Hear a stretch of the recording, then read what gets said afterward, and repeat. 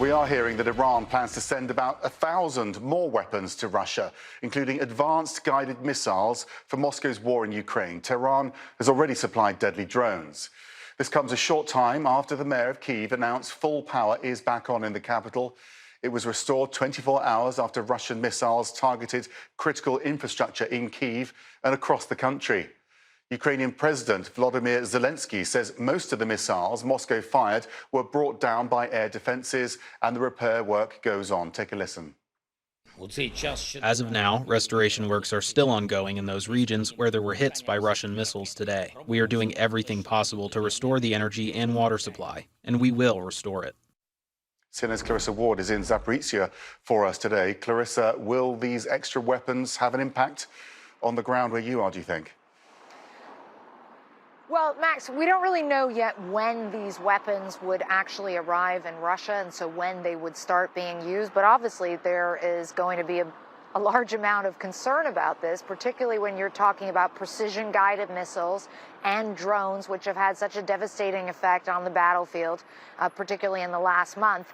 I'm standing here right behind me. You can probably see this is what it looks like when a large missile slams into a residential area. This actually happened a few weeks ago, but it gives you a picture for just the level of weaponry that we're talking about and that you're dealing with here. This is a normal apartment building.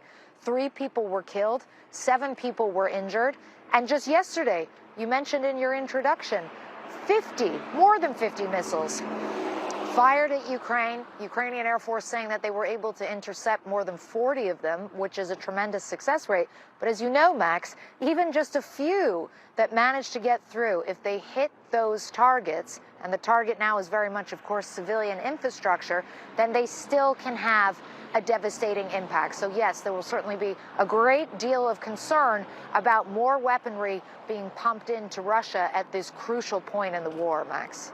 You're about to get into this very cold period, aren't you, in Ukraine? How concerned are people about these attacks on the heating system, for example?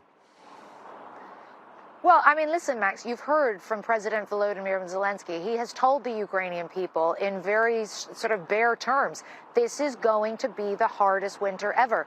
Ukrainian officials have also said, if you're living outside the country or you've gone outside the country for a while, don't come back home because the grid as it stands cannot cope with more people living here. They're being asked to, shops can't have lights on, restaurants, everyone has to minimize the amount of electricity they use. And still, every time you have these attacks, you are having rolling blackouts. You have situations like yesterday in Kyiv where 40% of the city were without water, where you were suddenly seeing lines of people collecting water to stock up in preparation for more of these attacks on civilian infrastructure, because the feeling here on the ground is that this problem isn't going to go away. And that's why you're seeing Ukrainian officials calling for more air defense and also calling on more support and materials for trying to rebuild the grid. They are trying to keep up, but it is very, very challenging. And that's why they're asking for more support, Max. Clarissa Ward in Zaporizhzhia, thank you very much indeed for joining us today.